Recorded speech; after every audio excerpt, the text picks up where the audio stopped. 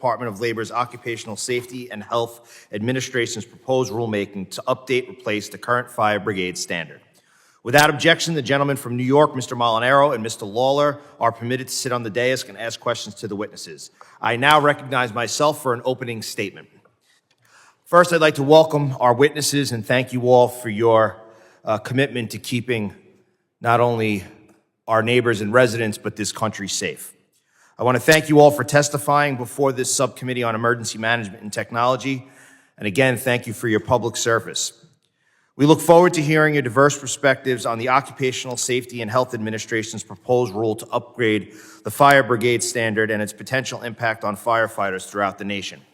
As the chairman of the Subcommittee on Emergency Management and Technology, and also as a former chief of the Island Park Fire Department, I know firsthand that the fire brigade selflessly put the safety of their communities first, despite experiencing a multitude of risks while serving on the job. It is important that we mitigate unnecessary risks posed to our nation's firefighters. We must find a balanced approach that promotes firefighter safety, prevents regulatory burdens that ultimately make communities less safe.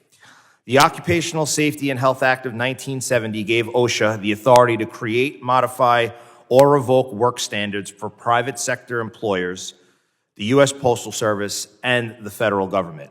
While state and local fire departments are excluded from OSHA enforcement if their state does not have an OSHA-approved plan in place, there are 27 states whose state and local fire departments are bound by OSHA's standard for fire brigades. I believe that OSHA had the best intentions in this process, however, has fallen short in producing an accurate picture of the fire service here in the United States. OSHA has failed to show the data or significant risk that supports many of the changes proposed.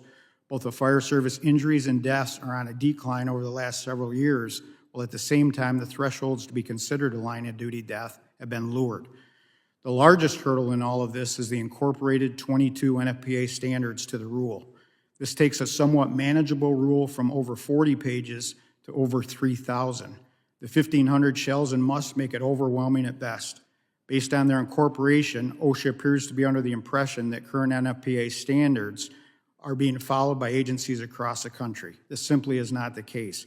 I work with thousands of departments across the U.S. and have yet to find one that comes close to meeting these in their entirety. In our opinion, OSHA has failed to follow the procedures and rules it is governed by.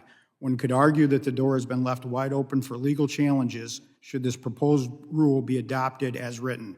This is neither our desire nor our intent. We are simply asking that the process be reopened, more transparent, better communicated, and the rule be rewritten using reliable data with the assistance of equal representation by those that it will affect. By working together, we can craft a rule that will not only be obtainable, will also do a better job in protecting those that risk their lives to save the lives of their communities. Thank you for allowing me to share a few concerns in this brief statement. We're not asking for this effort to go away or kicking a can down the road. We are simply asking for an appropriate seat at the table as we proceed to make firefighting safer for all of us in this country. Thank you, Mr. Denniston. I now recognize Chief Maruka for 5 minutes to summarize his opening statement. Good morning. Chairman D'Esposito, Ranking Member Carter, distinguished members of Congress. My name is Joe Maruka. I am a firefighter with over 45 years of experience, and I am a director of the National Volunteer Fire Council. I recently retired as chief of the West Barnstable, Massachusetts Fire Department, a combination fire department with 5 career firefighter paramedics and 45 volunteer firefighters on Cape Cod. The NVFC is the leading nonprofit membership association representing the interests of the volunteer fire, EMS, and rescue services. We serve as the national voice for over 670,000 volunteer firefighters who comprise 65% of the nation's fire service. The NVFC appreciates OSHA's efforts to promote our mutual goal of ensuring firefighter safety with this proposed emergency response standard. However, if adopted as written, the standard would be economically infeasible for most volunteer fire departments to comply with and would cause many of these departments to shut down.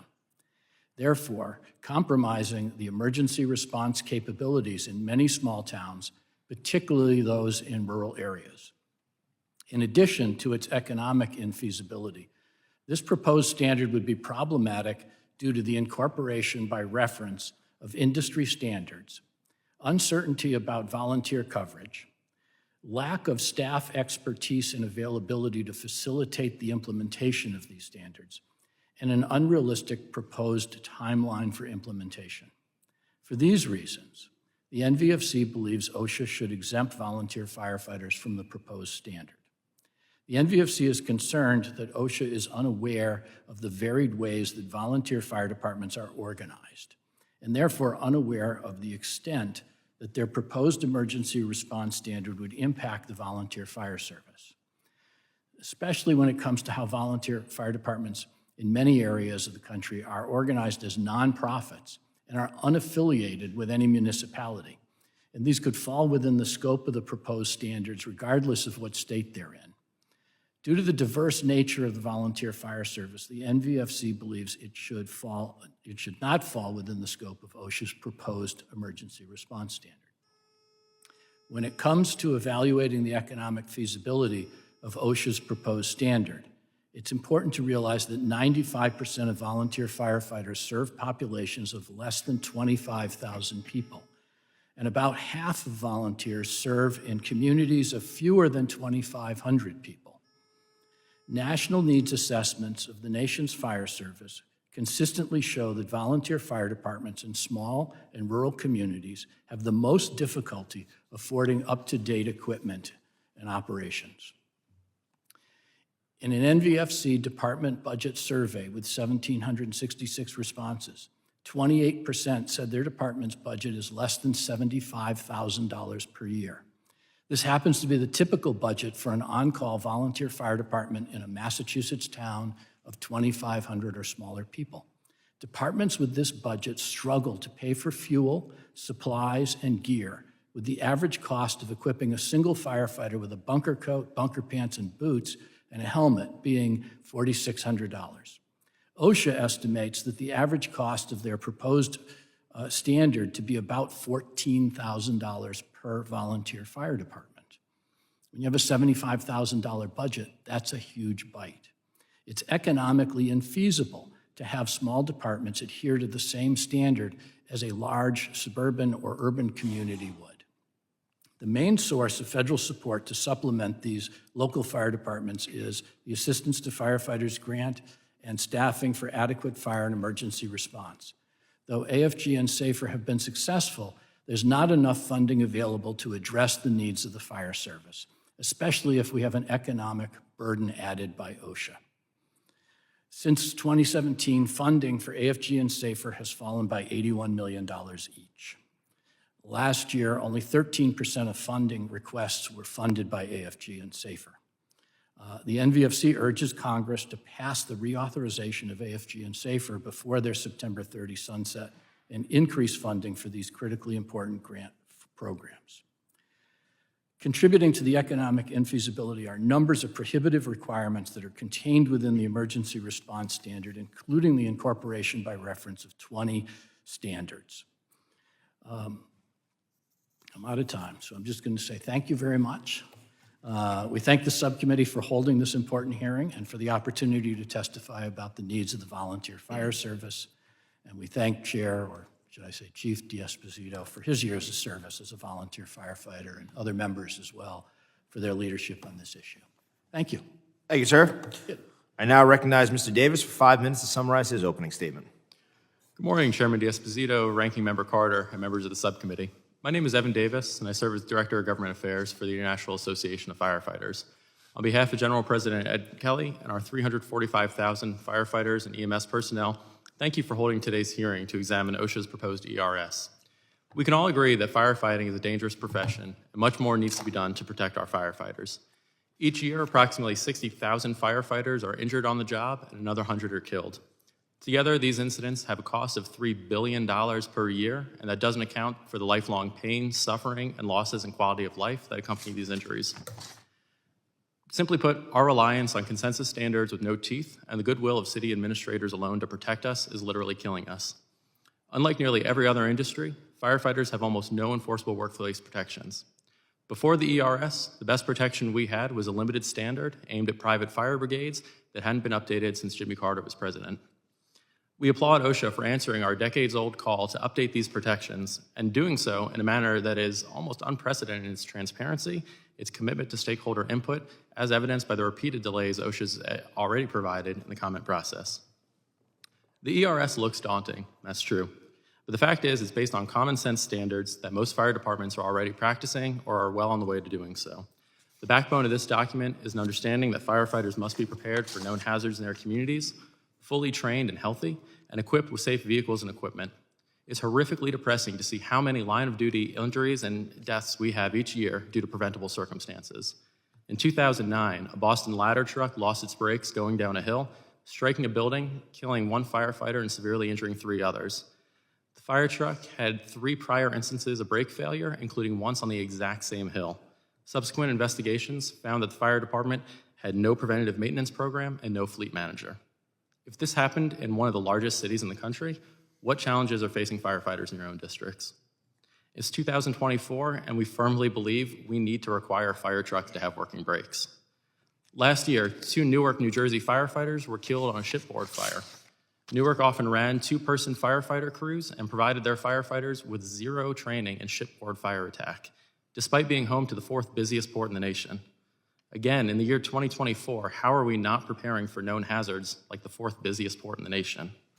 I could go on about DoD firefighters falling through their station floors that are crumbling, firefighters dying from ladder trucks that are collapsing because the truck is decades old, and 9 South Carolina firefighters dying on a single incident because there was no clear incident command and no effective standard operating procedures. Our industrial members work for private and EMS companies and are equally at risk. We applaud OSHA for expanding the ERS to include those personnel as well. We must continue to hold for-profit companies accountable when they prioritize profits over the safety and dignity of our members. The ERS is based on industry consensus standards that simply say we should be fully staffed and trained, we should be healthy and resourced to prevent our own suicides, and we should have safe fire stations. These recommendations came from a panel of fire service experts in 2014, and all national fire service organizations sat at that table and developed those recommendations. The full NACOSH committee later adopted those proposals unanimously, and that was the backbone and the basis for this document. Now, we recognize the ERS does have a cost to it, and quite candidly, that challenge is a lot harder since Congress has slashed the AFG and SAFER grant programs by 10% in the FY24 appropriations bill, and the continued inability to reauthorize these grant programs is an additional challenge. But let's be clear, money will be spent one way or the other. Agencies can invest in safety on the front end, or they can pay extra billions of dollars in the back end for preventable injuries and deaths. For those cities and agencies and companies that say they've never had a serious injury and they can't afford to make the change, we say the data is clear. They haven't had a serious incident yet. If cities and municipalities and companies continue to ignore safety, their luck will run out and our members will be the ones that are forced to pay the price.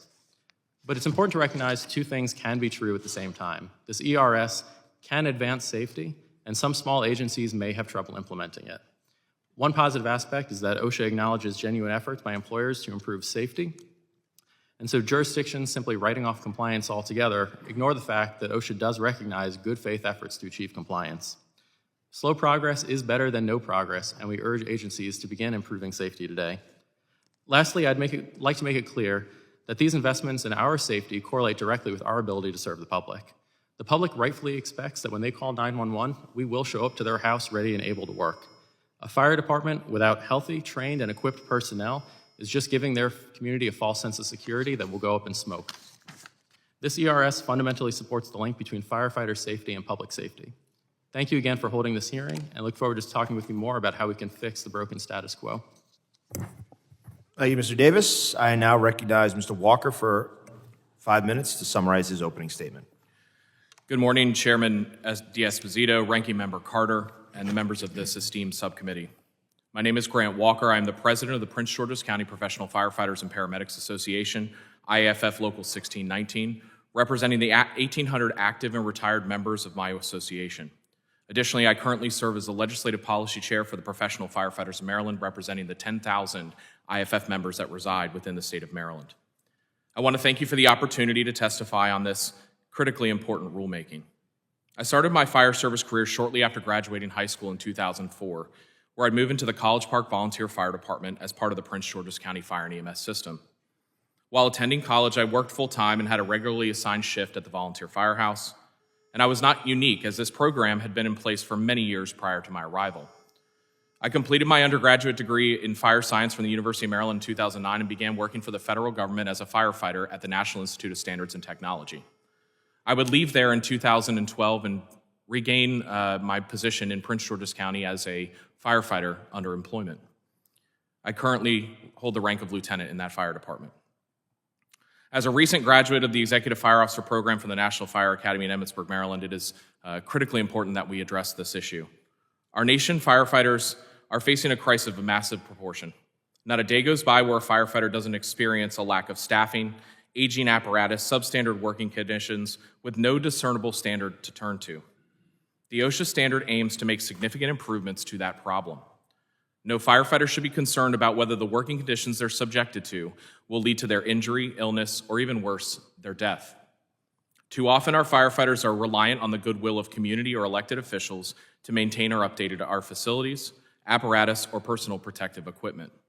Our nation's firefighters need a standard to point to, a place to go when status quo is just not safe. While school systems point to test scores, police forces point to crime statistics, our metrics are more nuanced and are not normally easily converted to the direct impact on a person's everyday life. We measure our successes by our failures in property loss and loss of life. Response times and personnel on a unit are rarely reported or compared from department to department, region to region. In September of 2023, Station 820 Upper Marlboro in my department had an ambulance catch fire in its apparatus bay. Had it not been for the ambulance siren shorting out and causing a loud noise, and then shorting out the electrical system for the doorbell of the fire department, Lieutenant Michael Carey might not be with us today. Fortunately, those things happened. He was able to extricate himself from the window, and he's still serving proudly in our department. Many fire stations across the county are historic or even significant in age and not required to meet the applicable modern fire safety codes. It seems monthly that a piece of apparatus catches fire in a station apparatus bay. We have firefighters from all walks of life who answer the call to serve. Not all these personnel are medically fit to serve.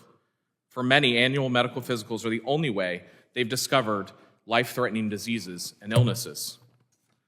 Lieutenant Jeffrey Chandler from my department went in for his annual medical physical and ended up having 2 stents in place the next morning. On the operating table, he would go into cardiac arrest. 3 weeks later, he would have 3 more cardiac stents put in place. Fortunately, Lieutenant Chandler survived and has been able to see his son become a firefighter in Prince George's County Fire Department and watch his grandchildren grow up. Unfortunately, too many firefighters discover their medical illnesses when it's too late. In 2023, 72% of all IFF member line-of-duty deaths were caused by occupational cancer. In 2022, 33 firefighters died of a heart attack. In Prince George's County, annual medical physicals are a benefit as part of our collective bargaining agreement. While our members are fortunate to be in a state with collective bargaining, safety shouldn't be reliant on whether or not firefighters have a contract or if appropriate safety standards are mandated as part of negotiations. Safety should not need to be negotiated, it should be required. Even with the protections of a collective bargaining agreement, aging apparatus in firehouses and substandard working conditions plague most fire departments across the nation. When money is involved, the committee will understand that there is never enough to go around. Too often, fire departments across this nation are vying for public grants, community funding like the UASC, SAFER, and AFG grants programs. Not getting one of these grants can mean the difference between a safe piece of apparatus or safe firefighters. We've watched as the prices of apparatus have ballooned, sometimes costing nearly $2 million, not to mention the $3 to $4 million to take delivery for said apparatus. We watched manufacturers push back on the idea that PFAS in firefighter gear is safe, even though the science disagrees. We've watched as the IFF took the lead on developing peer support resources so that when our members were in the darkest hour, they'd be able to seek treatment without the fear of stigma or reprisal. Many of these issues would be corrected by putting a place in standard, one that's been needed for many years. A standard that moves us past the status quo into a realm where every firefighter in America is ready to respond with the appropriate apparatus, facilities, and health that is needed to do this dangerous profession. I look forward to talking with you more and answering any questions you may have. Thank you, sir. Without objection, the committee will briefly recess and reconvene 10 minutes after the conclusion of the vote series. Thank you.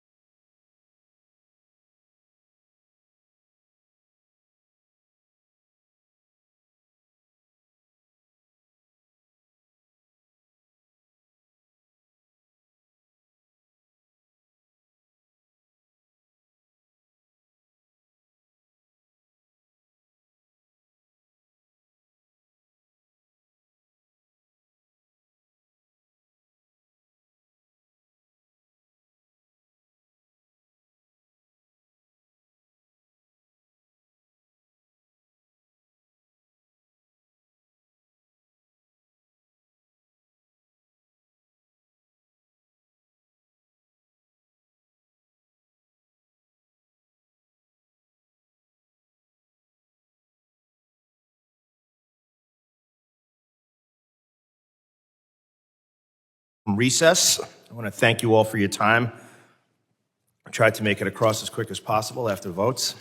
I now recognize myself for 5 minutes of questioning. And just to the witnesses, if we're able to and we have the time, I know that Mr. Loloda and I have another Homeland event to go to, but we will try to do a second round of questioning, depending on who's here. So I'm going to start my questioning for Mr. Davis. First, I want to thank you for not only being here, but for the work and the cooperation that you bring to your office. I know that we've worked together on not only this, but many other initiatives. So you went through a long list of reasons as to why this new standard is so important. And you talked about 60,000 injured, 100,000 killed, the cost of the issues that we're facing in the fire service. And I know what's most important to all of us is make sure that our firefighters are trained, that they're educated, that they're prepared, and that they have everything that he or she needs to keep themselves safe, each other safe, and obviously do the job that they're supposed to do. So we also talked about the fact that the fire brigade standard was established in 1980. I wasn't even born yet. Jimmy Carter was president. So obviously there's been no significant updates since then. And I know you went through it in 5 minutes, but if you could tell me what is the most important issue in the 1980 standard that needs to be updated?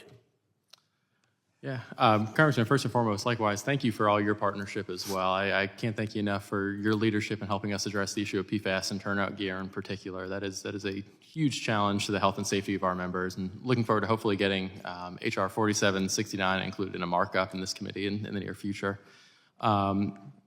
Phenomenal question about what is most in need of update. It really truly is hard to pick just one answer. I think health and safety issues are critical to our members. I think when you look at the rates of cancer in the fire service and the number of firefighters we're losing to cancer, particularly ones that would be and could be detected far earlier, those health screenings are really critical. I think a lot of those details of the health screenings probably best determined at the local level. I think some level of health screening is important, and so I think that's certainly one. But I think recognizing minimum training standards is critically important. A common thing we see in a lot of our line of duty death investigations, be it on the career or the volunteer side, are either folks acting beyond their skill level, beyond their certification level, and that is just such an easy area that we can crack that nut and get that training to folks. And I don't want to rush you. I just want to make sure I get to Mr. Deniston. Is there anything in and I know that we've had conversations about carve-outs, about having conversations about removing certain things. Is there anything in the proposed standard that you think is completely unnecessary? As for me? Yeah. Yeah.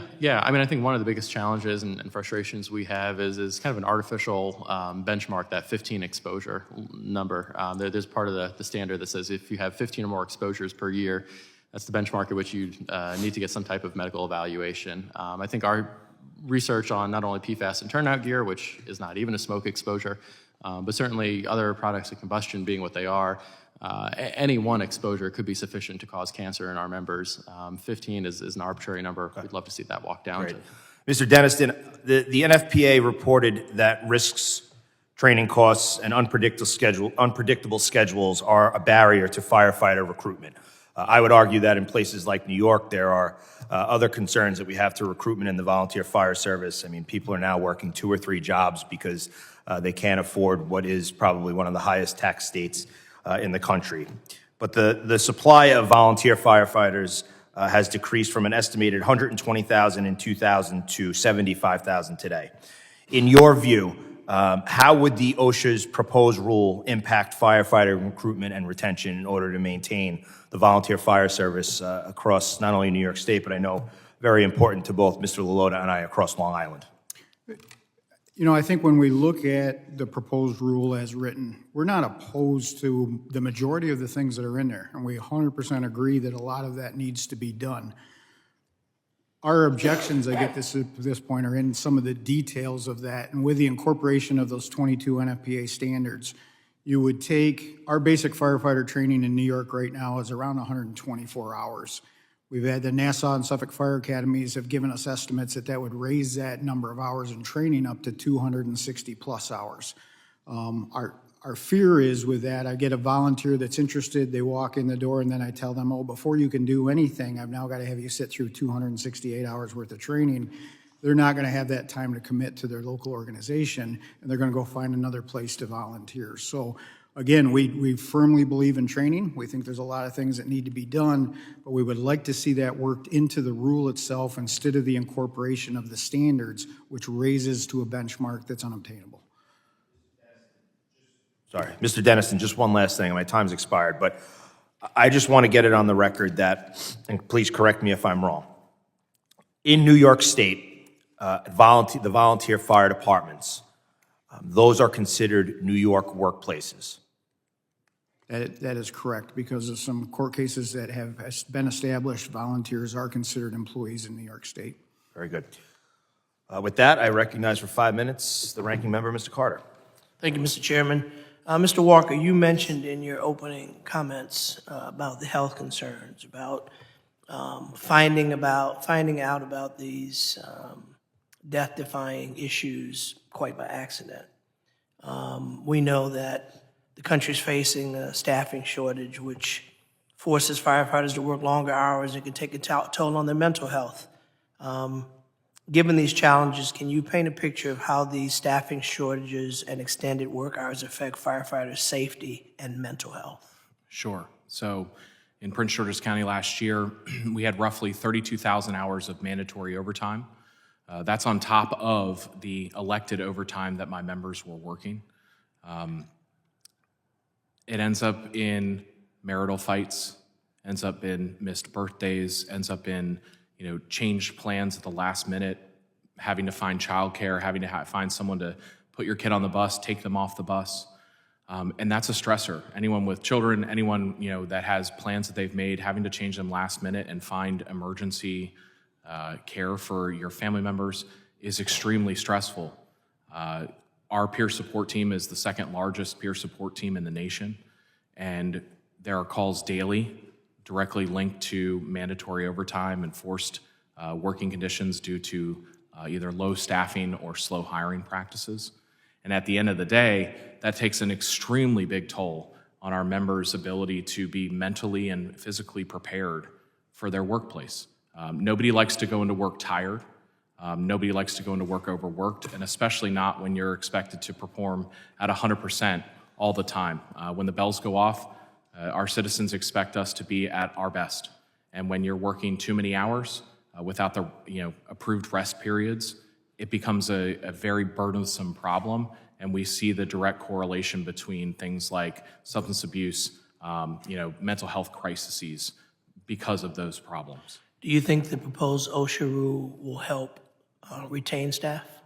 I do. I think too often a lot of the safety measures that should be put in place have to get overlooked due to either funding mechanisms coming short, there being no requirement for a lot of these things to be put in place. Look, when I started in the fire service 20 years ago, mental health and wellness wasn't something we talked about. Unfortunately, we don't talk about it enough in America today. Agreed. And it's a huge issue, and there's a stigma associated with it, and we have to do everything in our power to stamp out that stigma. Because we know that mental health is a real issue. And like any other issue that plague us, there's treatment available, and people are not alone. And we need to make sure that we continue to make a comfortable place for people to acknowledge that mental health is not something that is insurmountable, and that it's not taboo. And our professionals face it, and certainly firefighters and professionals do as well. Let me ask you real quickly, Mr. Davis, you mentioned in your comments suicide. How prevalent is the issue with suicides within the organizations? Thank you, Congressman. Fantastic question. Suicide is a tremendously large problem plaguing the fire service. Looking at rates of PTSD and other mental and behavioral health challenges among first responders compared to the average population, I believe the data is around 3 times higher occurrence among first responders than the average person. The IFS, we're proud to operate the Center for Excellence in Maryland, which is a inpatient treatment facility for first responders, for firefighters. One of the biggest challenges we have is finding bed space for folks who are seeking treatment. We're actively working to try to expand the availability of that treatment, but I think the demand is clearly there, and I'm excited to work with you in any way possible to support. And we stand ready to do that also. Real quickly, I've got about 50 seconds, but I'd like each of you to just briefly give me a quick answer to this. FEMA preparedness grants were pushed to a 10% cut. Tell me, how has that impacted your, the 10% cut to programs, assistance to firefighter grant program? How's that impacted your operations? Ms. Dennison. I think the Assistance Firefighter Grant Program is very important for our firefighters, and it gives us some additional initial funding to look at a lot of the things that have been proposed in this standard. So it's devastating to us when those numbers are cut. Mr. Maruka. When the program was, I'll call it fully funded, it didn't cover what we needed it to cover. And now that it's less, it's difficult. And it's difficult on small volunteer organizations that have no support staff to write these grants. They're becoming discouraged. That they're trying to write them, but they're not being successful. And as the money goes down, they're less successful. It's devastating for us. Thank you. Mr. Davis. Yeah, I believe the FY23 cycle, we had around $2 billion of unmet applications that were rejected. Further 10% cut on appropriations for the program just drives that even higher. That's more aging fire trucks that shouldn't be on the road. That's more short-staffed fire departments, whether it's a career or a volunteer operation. I think every community suffers from that. Mr. Walker. We currently have a FY23 SAFER grant application in for 45 firefighters. I expect that that's also going to be the case for the FY24 budget. Without those firefighters, it means the firefighters that you currently have are still working those longer hours, filling in spots that we don't have a firefighter to fill in because the funding wasn't there or the ability to hire those people wasn't there. So as we're here to listen and to help, I think I hear you clearly across the board that the 10% cut to the Assistance to Firefighters Grant Program is devastating. It's something that hurts you and doesn't help you. So I'm going to reach over to my colleagues on the other aisle and ask that we join forces in working to restore those cuts, because we hear in a bipartisan way that this is not something that's Democrat or Republican, but this is about saving lives and preparing, giving you the tools to do your jobs. My time has expired, Mr. Chairman. I yield. The gentleman's time's expired. I now recognize my good friend and colleague from Long Island, Mr. LaLota. Thank you, Chairman. Appreciate it. If adopted as currently written, OSHA's proposed rule will devastate our nation's volunteer fire departments, decreasing public safety and increasing costs. This has been made clear to me after many meetings with volunteer firefighters in Nassau and Suffolk counties, back on Long Island. Small and volunteer fire departments are crucial in ensuring community safety, especially in suburban and rural underserved communities. These departments often serve as the first line of defense in emergencies, providing rapid response times that can save life and property. Volunteer firefighters demonstrate exceptional dedication, often balancing their service with other jobs and responsibilities. Their presence enhances local resilience, fosters community spirit, and ensures that even the most remote areas can access essential firefighting and emergency services. We all agree, Democrat and Republican, that safety must be a top priority, including rigorous training, adherence to safety protocols, and the use of proper equipment. But I am increasingly concerned that these new safety standards will force small and volunteer fire departments to shutter, drastically impacting their work to keep our communities safe every day. Gentlemen, thanks so much for being with us here today, and thank you for your dedication to keeping America's communities safe. I'd like to ask a few questions of you to get some more details of how this proposed rule meets the needs of small and volunteer fire departments. And Mr. Dennison, I'd like to start with you first, sir.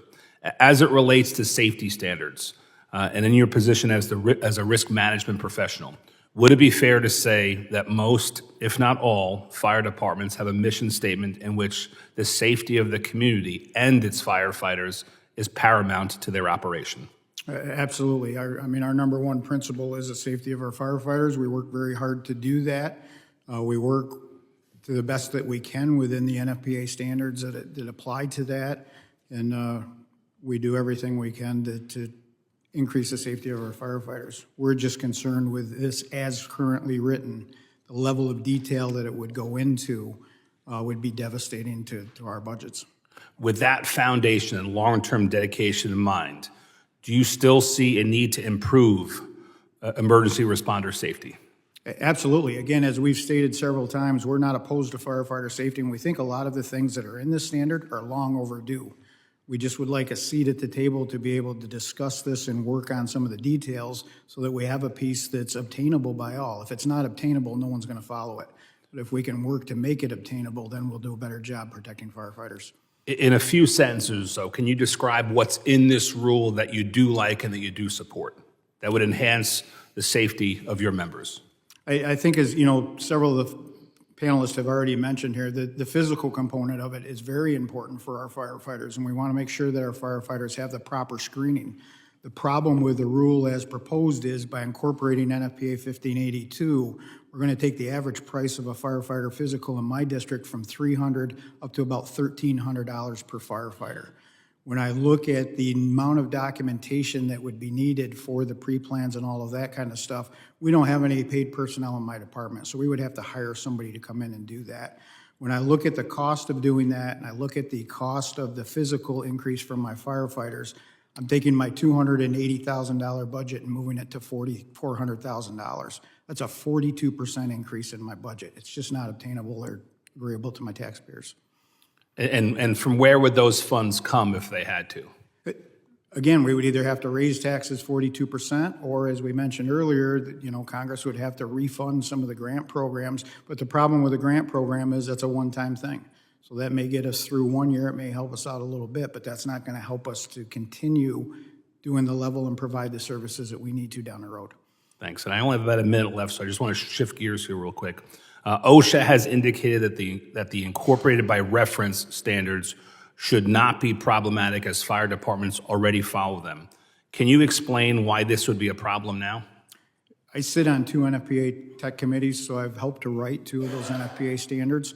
I know that from the work on the committee, we build those to be the gold standard. We build them to what everybody should aspire to do in a best case solution with all the resources available that we want fire departments to meet. Unfortunately, that's not the world that we live in today, and we just don't have the necessary funding to be. If we had all the time and all the resources, we would be 100% in favor of this thing as written. Problem is, we don't have all the time and we don't have all those resources. And thank you, and I appreciate your dedication. You coming to Washington to provide testimony to this committee. It's going to be very useful for us to help balance the needs of ensuring that we have firefighter safety and a very awesome community service volunteer fire departments for decades, if not centuries to come. Thank you, Chairman. I yield back. Thank you, Mr. LaLorda. I now recognize the newest member of the subcommittee from New York, Mr. Kennedy. Thank you very much, Chairman D'Esposito, Ranking Member Carter, for holding this hearing, and thank you to the witnesses for testifying here today. Emergency response workers in America face considerable health and safety risks as you all work and they all work in dynamic and unpredictable environments. And it's critically important that we ensure the safety of all of our first responders, including firefighters, who risk their lives every day to keep our communities safe. Unfortunately, current OSHA standards are outdated and incomplete and leave our brave first responders in danger.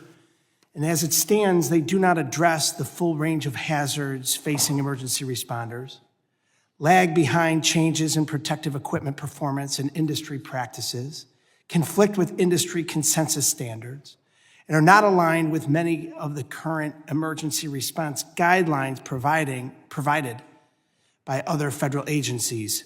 Emergency responders, firefighters, and others are entitled to OSHA safety standards that nearly every other occupation enjoys. As the brother-in-law of a Buffalo firefighter and representing a community in Buffalo that lost Jason Arno, a brave firefighter in the line of duty just last year, I have serious concerns about what we're dealing with, and again, appreciate you all being here in Washington today. I have a question I'll send to Mr. Davis and Mr. Walker as representatives of the International Association of Firefighters. Can you elaborate on the significance of OSHA's proposed emergency response standard, particularly for the 345,000 firefighters and emergency medical workers that you both represent? Yeah, absolutely. Fantastic. Appreciate the question, Congressman, and thank you so much. This really, I think, represents an unprecedented advancement in safety for firefighters. Again, we're dealing, and again, speaking specifically for the IFF's membership at least, we're dealing with unfathomable breakdowns in safety for our members, whether it's, apparatus failures, whether it's lack of equipment, whether it's lack of staffing levels, lack of basic health resources being provided to our members. And it's downright demoralizing when our members look at other industries and see that nearly every other industry has some form of legally enforceable protection, and we don't have those basic protections. I think when you do an incredibly dangerous job, you deserve to have at least some semblance of enforceable safety protections. And our EMS personnel also appreciate the extension of this onto the EMS realm as well. EMS practitioners equally face assaults from patients, face difficult working conditions. And to include them in the emergency response proposal was a significant step forward by OSHA. Mr. Walker? I would say that this proposed rulemaking makes a good step forward towards making our workplaces safer and more accountable to that safety. Too often, politics comes in between doing what's right because of lack of funding or special interests that have more political power / will. And quite frankly, the fire service ends up being the forgotten service because we're not flashy. We don't create the bad headlines, we create the good headlines. And too often in politics, it's the squeaky wheel that gets the grease. It's the one that creates more work for the group in front of me that ends up getting more funding. We've seen police forces in the U.S. after the summer of 2020 have more funding now than ever before for training and education. I can't say that that's true in the fire service because that money has to come from somewhere. In the state of Maryland, we're pouring money into the Blueprint for Maryland Education. And as a husband of a teacher, I support public education, but understand that there's only so much money to go around, and without this applicable standard to be held accountable, we'll continue to be the forgotten service. Thank you. The firefighter community obviously faces a heightened risk of exposure to toxins and hazardous materials on a daily basis during emergency responses. In this context, DHS preparedness grants play a vital role in supporting initiatives aimed at mitigating these risks and improving the safety and well-being of firefighters. Considering the current challenges faced by the firefighter community, particularly concerning the increased risk of death from exposure to these toxins and other hazardous materials, how crucial are these grants in addressing the issues, and what specific types of funding and resources are needed to better protect those who are serving our communities? Yeah, fantastic question. I think there's a couple protections we need. Certainly, ability to access health screenings and cancer screenings in particular is critically important to our members. I think anyone who's had the misfortune of seeing a cancer case play out in front of them knows that recognizing and detecting that cancer in an earlier stage is far easier to treat and far more successful to treat than a more advanced stage. We're very grateful for Congress, and the FAA reauthorization bill provided a very large sum of money to help transition away from PFAS-laden firefighting foams, or AFFF. I think that goes a long way in terms of reducing our members' exposures to PFAS. I mentioned earlier we've got some legislation out there to spur development of next-generation turnout gear. That is critical importance. The NIST studies have shown that PFAS is there. More wear and tear of gear exposes our members to more PFAS, which leads to cancer cases. And would love to crack that nut and work with you all on getting there. Thank you. All right, the gentleman's time's expired. I now recognize from the state of Oklahoma, Mr. Burkeen. Thank you, Mr. Chairman. Appreciate the witnesses being here. In regard to OSHA and this proposed rule, Mr. Deniston, you represent, even though you're from New York, coming from Oklahoma, most people from my state would think of New York and think high population density.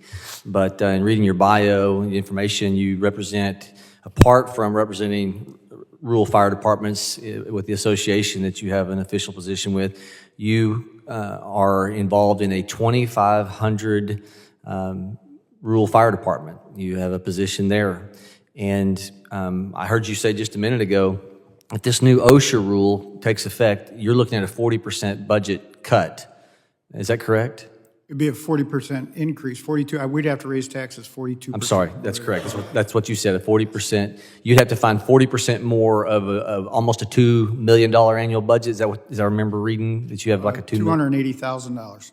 Okay, I saw 1.7 million. 1.7 is the estimated number in the OSHA document that they say is the average budget for career and volunteer departments. Okay, but yours is 200. I got it. Ours is 280,000, and we're fairly representative of upstate rural New York. Okay. What's interesting, this is also part of your commentary was that you just went to Indiana and you had only like 8 out of 20 different fire chiefs that you're presenting this information, talking about this 605-page document that you only had just a handful of fire chiefs that knew they had a 90-day window to read this 600-page document that took OSHA 2 years to write. How many fire departments do you think nationwide, I know Indiana's an odd sample, but do you think most fire departments, even today, here we are, first part of June, how many fire departments do you think actually know about this? I think we're doing a better job communicating this to the fire departments, and they're starting to catch on. We were at FDIC, which is one of the premier fire conferences in the country, just a few weeks ago, and couldn't believe the number of firefighters that we talked to when we asked them what they were doing about the proposed OSHA document. That, what are you talking about? We don't know anything about it. We haven't heard about it. It really hasn't garnered the attention in the press and the publications.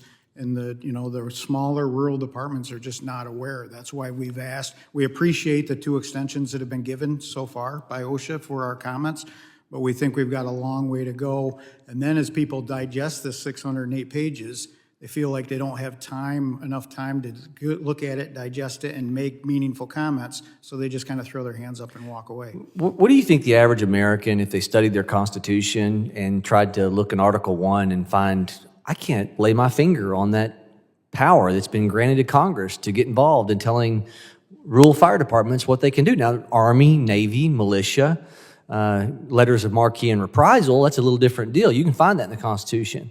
But is it not just lunacy? This federal government is marching towards a place where we're taking away from state and local entities authority over how they run governance? It could be argued that this certainly, borderlines on that or oversteps those bounds. But again, the majority of us are not opposed to what OSHA is trying to do. And we are not opposed to firefighter safety. We have some questions on the way the process was conducted and how we've been able to respond to it. And we need adequate time, and we'd like a seat at the table so that we can express and look at each one of these pieces and decide what is feasible and make a rule that's obtainable for all. Well, you all represent enforcement, emergency response. The broader, people group you in their mind with law enforcement, and just the images of what you portray in protecting and serving communities. I think it's also important for this narrative to be built among my colleagues that because we do believe in the rule of law, if the 10th Amendment is there and it says the power is not delegated by the United States in the Constitution to the Congress, it's to be left to the states. The 10th Amendment is very plain. And so I would say to you that in an effort to help you all, I think you're the best position to determine the safety for those that you work with on a day-to-day basis. I think the states are the best poised to make these determinations. And I think the thing that we need to be shouting from the rooftops in Washington, D.C. is we are headed towards bankruptcy as a country because we continue to do things the Constitution never gave us permission under the rule of law to do. And it's because we support law enforcement that we want to make sure, operating under the rule of law, that these boundaries that our founders left us, that we empower you to be to protect and serve without federal interference. And with that, appreciate you being here today. I hope that we, through the Congressional Review Act, can put a stop to this. And with that, Mr. Chairman, I would yield. The gentleman yields. I now recognize my friend from New York, Mr. Lawler. Thank you, Chairman D'Esposito, and thank you to all of our witnesses for being here today and sharing your knowledge and expertise on this issue. I'd like to start by echoing the sentiments of my colleagues that we certainly appreciate what OSHA is trying to do to improve safety conditions nationwide for all of our fire service. I think, certainly in a state like New York, where we have a large number of career firefighters including in New York City, many of whom are constituents of mine, and a large volunteer base, safety is paramount.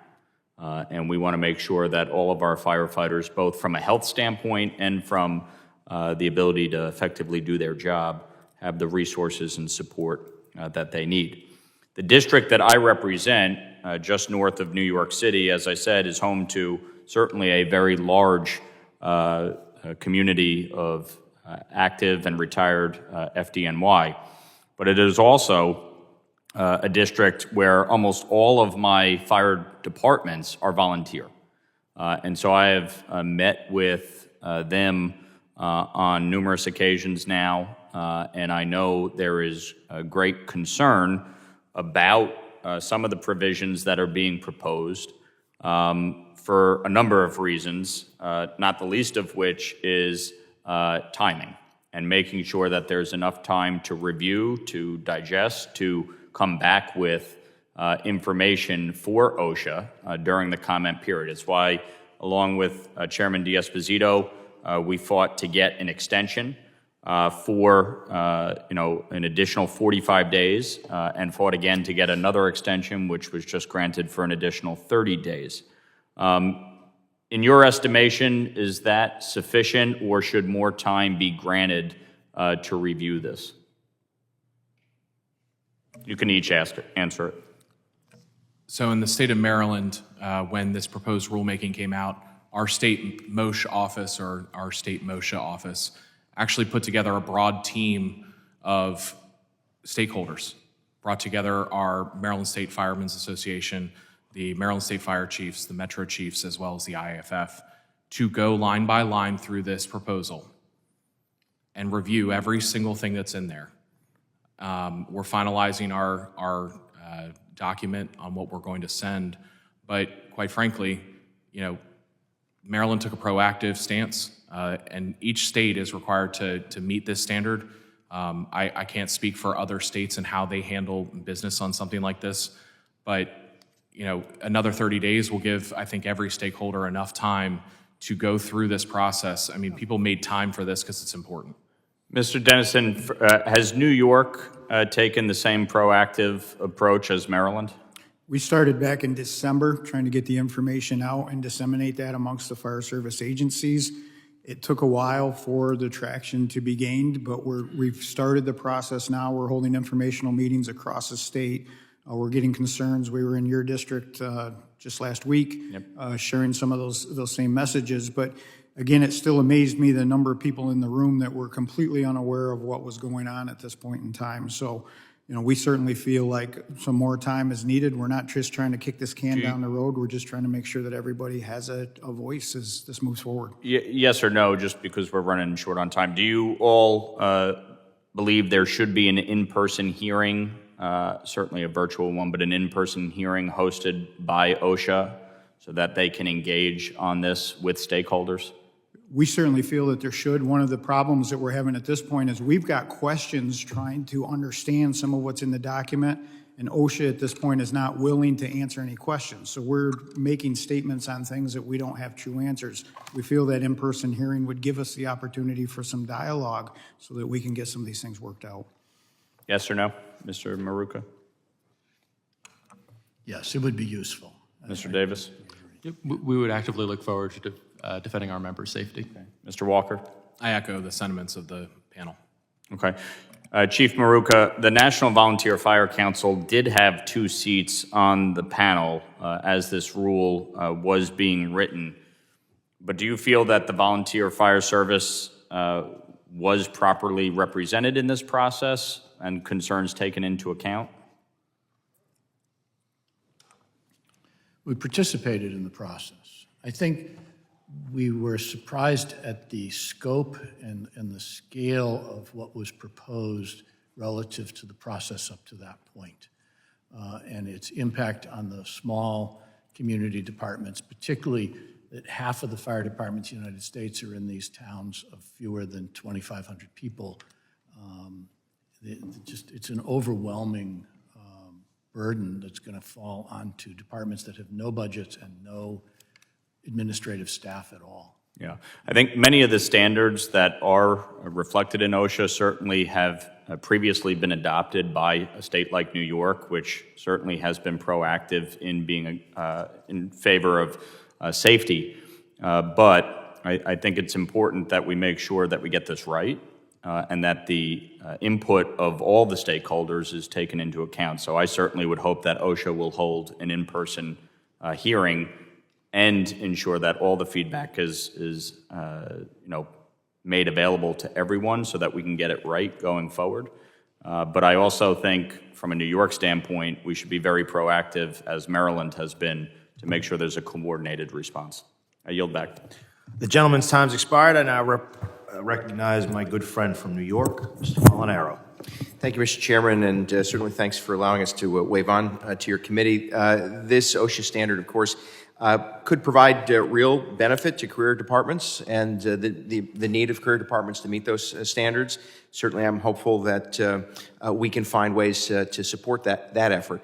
As a member of a local volunteer fire company myself, and have been since 1994, as you have, Mr. Chairman, I join thousands upon thousands of New York volunteer firefighters and their families in suggesting, and by the way, the local governments that support them, in suggesting that these standards just are not attainable by local volunteer fire departments and the support of municipalities. I recognize that you've had a series of questions today. Mr. Dennison, I'm glad you're with us. Full disclosure, Mr. Dennison is a constituent and grateful for your service. New York has over 100,000 volunteer firefighters. We like to say that likely results in about a $4 billion savings to local property taxpayers. New York State, having the highest burden of property taxes of any people in the country, knows that in order to transition from volunteer to career is a big challenge, and we've seen multiple departments engage in that. The standard here would be the standards that, as suggested, would be such a financial burden that property taxes could rise by 27% on average statewide. This could be 50, 60, 70% in small communities of 5 and 6 and 700 residents who support volunteer fire companies. Rather than getting far afield, I'll focus here. Mr. Dennison, does the state of New York have enough training capacity to get volunteer firefighters up to the training standards as suggested by OSHA? With the standards the way they're currently written, one of the proposed NFPA standards that's incorporated by reference would require us to have Fire Officer 1 for our captains and lieutenants, Fire Officer 2 for our assistant chiefs, Fire Officer 3 for our chief officers. We do not have the capacity currently in New York State to offer Fire Officer 3. Office of Fire Prevention and Control is working on that now so that we can get that put together, but they're estimating between 5 and 7 years to get the course stood up, to get the instructors trained, and to make it available to reach the masses that we would have to reach.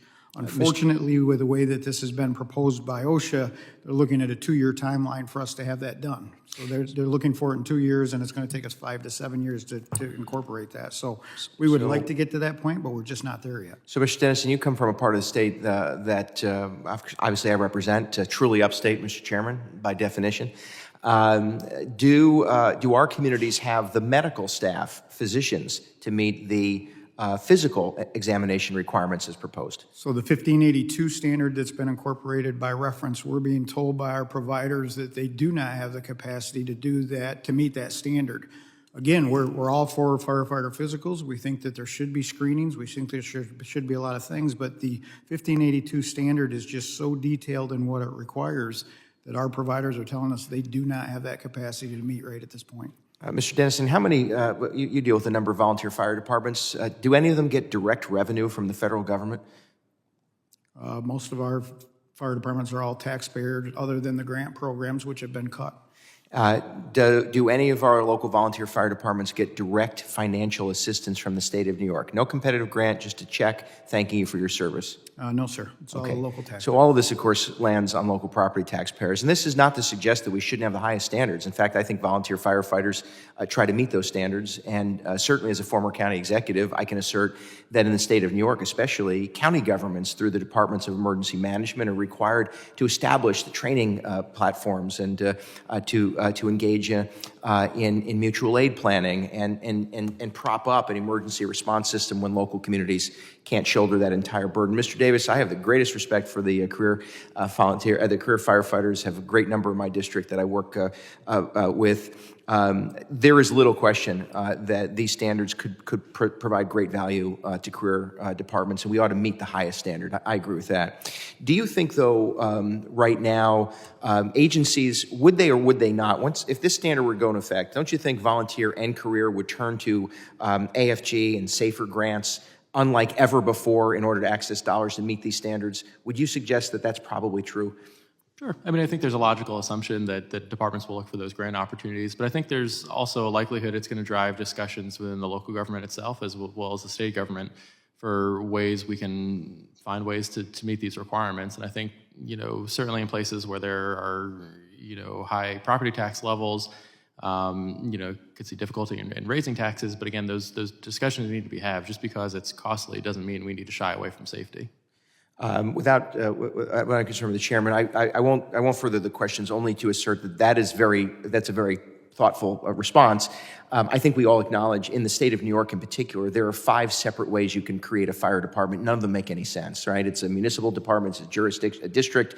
It could be contract, it could be 501c3, or it could be municipally owned. You and I all know that to bridge that particular conversation won't take more than 7 years. It'll take 700 years to have that kind of conversation. And the state of New York has never put dollars on the ground effectively to support volunteer fire departments. And I think we all agree that we want federal dollars to get to the men and women on the front line, whether they be career or volunteers. So I do hope, Mr. Chairman, that OSHA commits to another hearing. I hope that we can consider standards that get our volunteers to the highest degree practical, but acknowledge the reality that we live in. We don't have the resources. The taxpayers are already overburdened. Municipalities don't have the technical strength to engage in this. And oh, by the way, thanks to New York being the leader in outward migration, more people leave the state of New York to other states in this country. We don't even have the human beings to engage in the kind of effort that would take to make that sort of transition. But I respect you all. I appreciate you all. Mr. Chairman, I yield back. Thank you, Mr. Molinaro. And with that, I want to thank all the witnesses for being here. And I just want to, lastly, say a couple of comments after this hearing. I think that this was an opportunity for us to further conversation. I want to thank the International Association of Firefighters. Like was mentioned, this OSHA standard hasn't been touched since 1980, and you have been the driving force of making firefighters' lives safer throughout this country. And it's not just career firefighters, but volunteers and everybody in between. So I want to thank you for that. I also want to thank those that have served the volunteer fire service for much of their lives for the same thing, for being here on Capitol Hill today and traveling from different parts of the country in order to speak on behalf of firefighters throughout the nation. People who work their regular jobs and get out of their beds and leave their dinner tables to respond to alarms because they love their community. And this is an opportunity that we have here that probably, I know it sounds cliche, but they haven't been changed since 1980. It's probably a once-in-a-lifetime opportunity to change the standard, to make things safer, to make apparatus safer, to make sure that firefighters have the resources they need to do their jobs.